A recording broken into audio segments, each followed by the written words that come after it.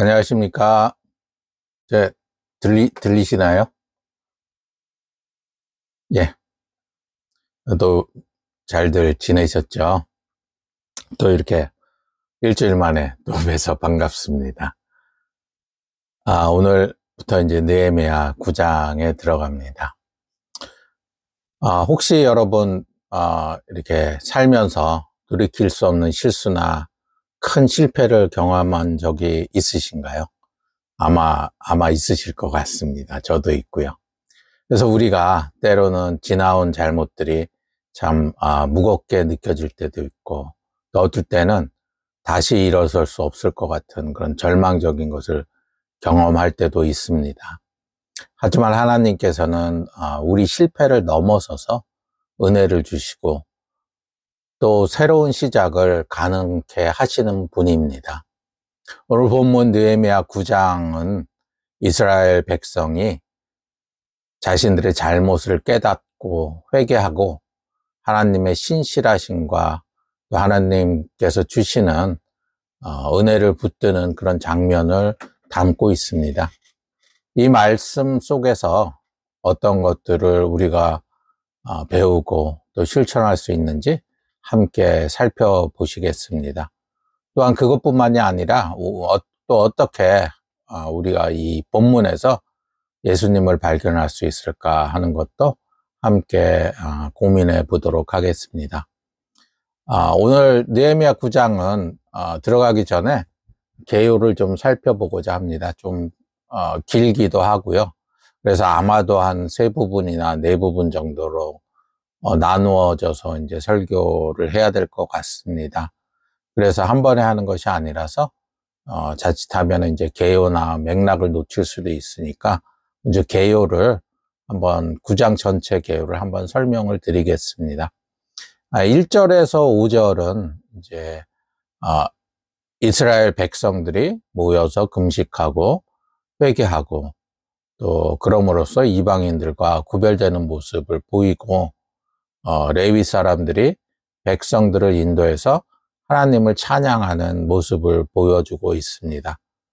그 다음 6절부터 마지막 31절까지는 굉장히 긴 큰 하나의 기도입니다. 역사를 되돌아보면서 자신들이 올리는 기도인데, 특히 6절에서 8절까지는 창조와 아브라함의 언약에 대해서 기도를 하고 있고요.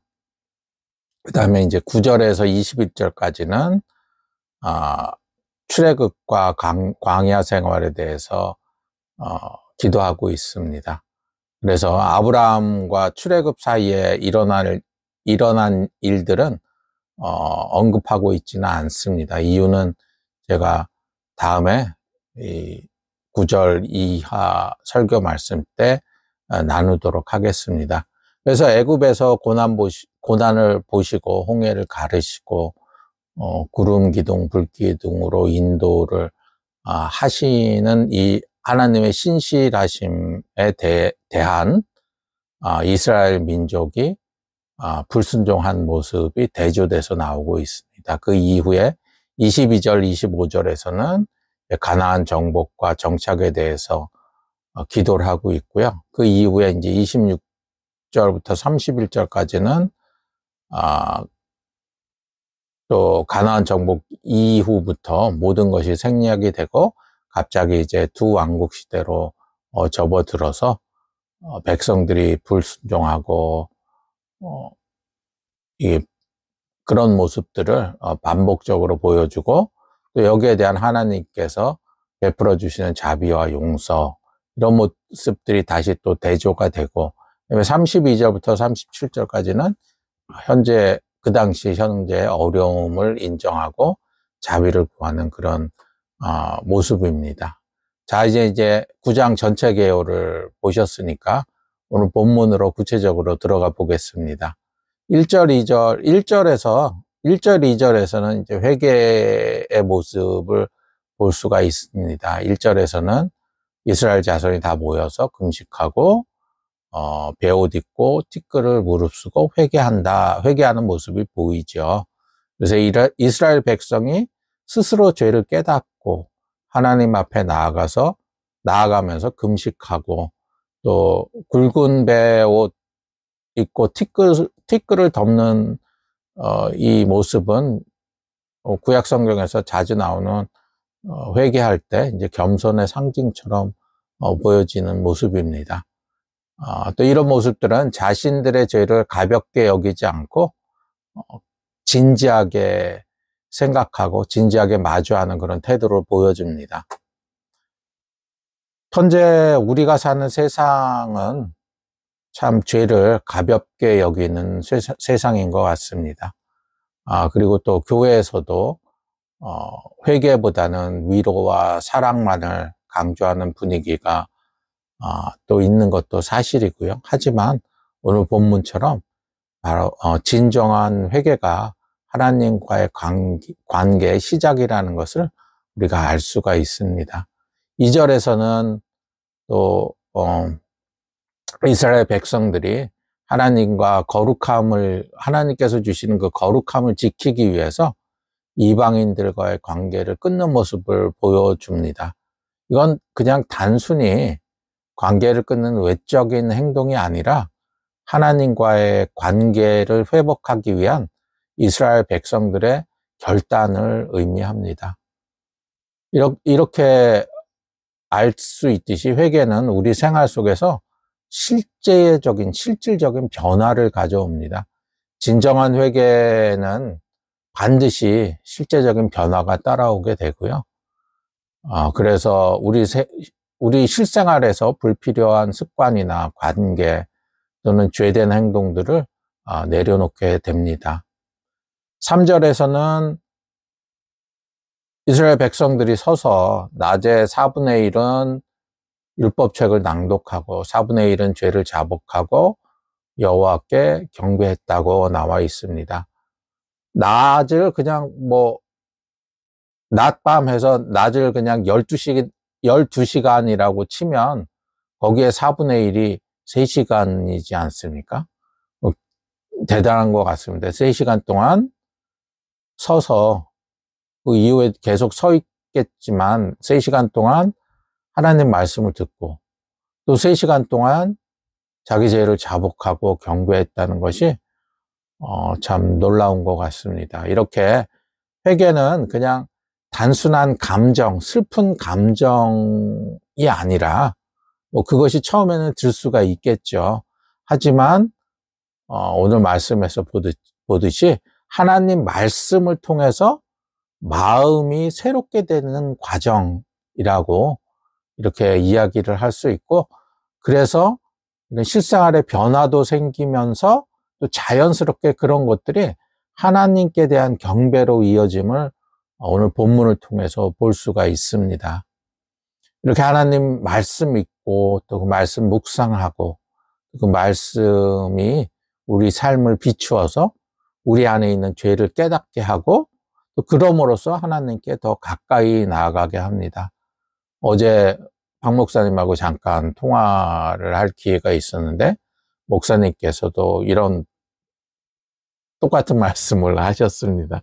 그래서 빛이 비춰지면 우리 안에 있는 어두움이 드러난다고 나눠주셨는데 바로 이렇게 또 오늘 본문에서 확인을 시켜주십니다. 말씀이 우리를 비추면 이스라엘 민족이 이 당시에 경험한 것처럼 우리도 우리 안에서 어두움이 드러나게 됩니다. 이것이 바로 회개의 시작이라고 볼 수가 있습니다.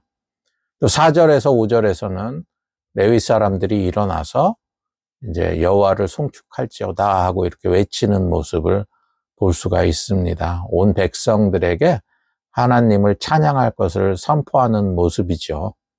그래서 하나님을 높이는 찬양, 그리고 그 기도가 6절 이후에 볼 수 있듯이 우리 마음을 참 겸손하게 하고 하나님이 누구신지를 기억하게 하는 모습을 볼 수가 있습니다. 6절에서 8절은 이제 그 창조와 출애굽을 아브라함을 통하여서 하나님의 신실하심을 또 기억하는 모습을 볼 수가 있습니다. 6절에서는 이스라엘 백성이 하나님께서 창조주가 되심을 고백을 하고 그분의 주권과 능력을 인정합니다. 그럼으로써 하나님 앞에서 자신들의 연약함을 깨닫게 하는 아주 중요한, 깨닫게 되는 그런 중요한 고백이죠.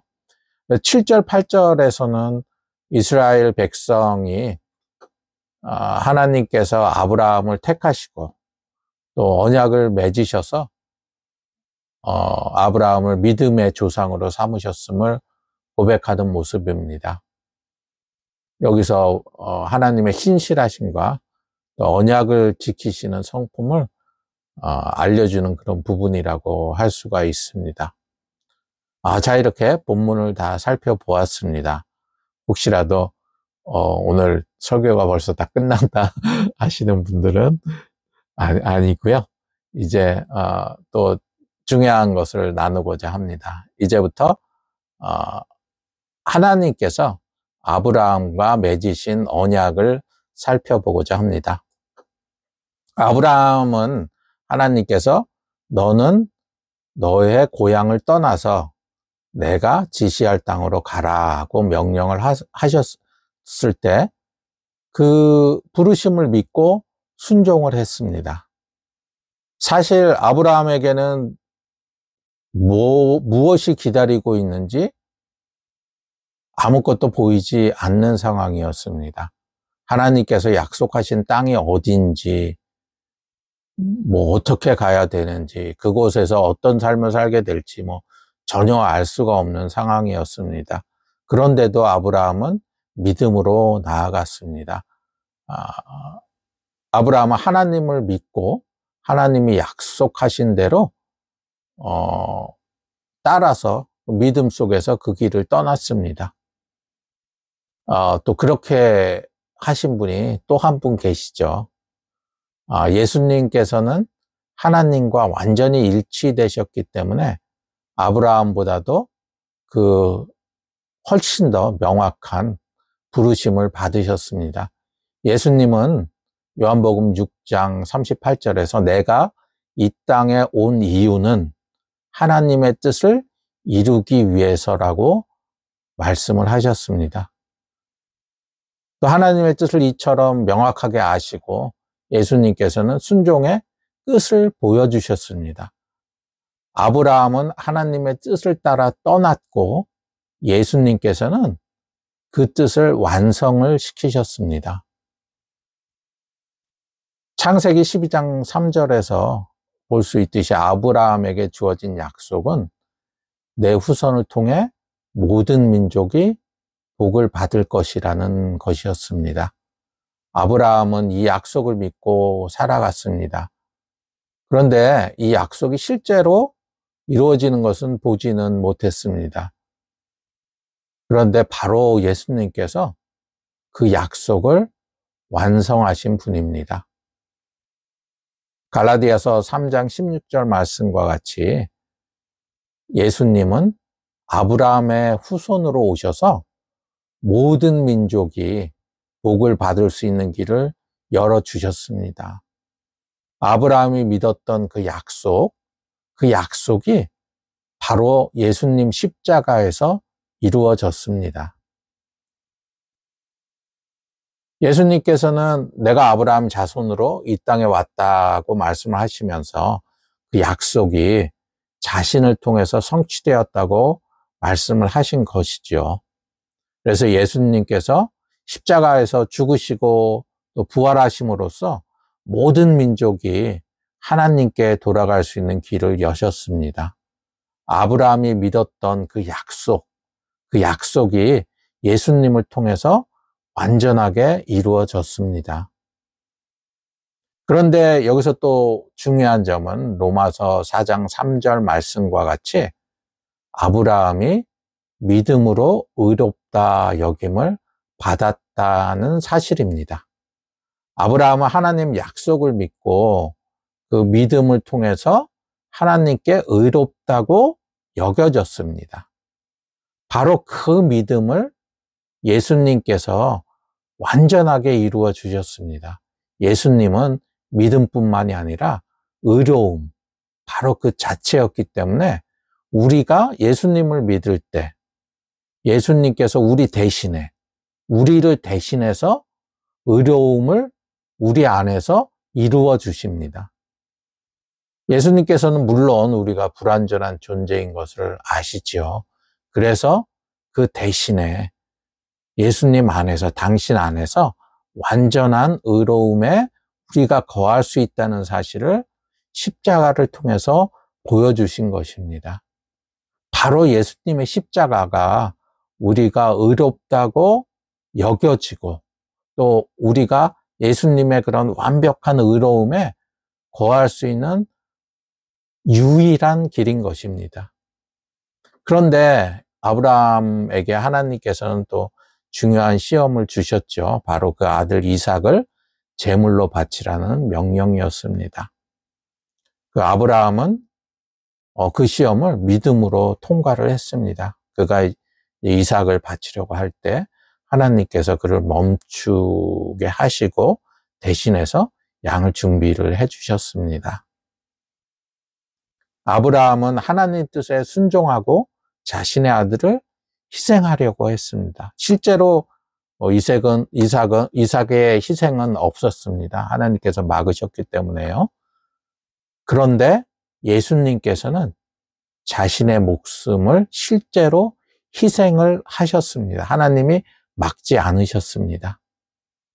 아브라함에게 대신 희생하라고 주신 그 양이 바로 예수님의 모습인 것입니다. 예수님은 우리 대신에 우리의 죄를 지시고 우리를 위해서 십자가에서 돌아가셨습니다. 예수님의 희생으로 우리가 하나님과 다시 관계를 맺을 수 있는 그런 길이 생겼습니다. 예수님께서는 단지 믿음의 조상이 된 것이 아니라 우리의 죄를 속죄하기 위한 최고의 희생물이 되신 것입니다. 자, 이렇게 아브라함은 하나님의 약속을 믿었고 또 그 믿음을 통해서 하나님과의 관계를 이어갔습니다. 하지만 예수님께서는 바로 그 약속을 이루기 위해서 오셨습니다. 아브라함이 믿음으로 시작한 그 길의 완성이 바로 예수님이십니다. 예수님은 아브라함이 보았던 아브라함이 믿었고 믿었던 그 약속의 실체이고 그것을 또한 성취하신 분입니다. 예수님이 십자가에서 죽으심으로 우리는 구원을 받았습니다. 그리고 그 구원의 역사는 바로 오늘날까지도 이어지고 있습니다. 자, 여러분, 우리는 모두 죄인입니다. 우리는 스스로 의로워질 수가 없습니다. 하나님은 아브라함의 믿음을 통해서 의로움의 길을 보여주셨고 예수님을 통해서 그 길을 완성하셨습니다. 믿음으로 의롭다 여김을 받는 것은 그냥 단순히 용서받는 것에 그치는 것이 아닙니다. 그것은 바로 우리가 하나님의 자녀로 새롭게 태어나고 하나님과 화평을 누리는 그런 축복된 삶에 초대받는 것입니다. 자, 이제 우리가 스스로를 의롭게 만드는 시도는 멈추어야 할 것입니다. 예수님을 온전히 믿는 그런 믿음으로 예수님을 받아들여야 할 때입니다. 예수님께서는 십자가에서 우리를 위해서 모든 것을 이루어 주셨습니다.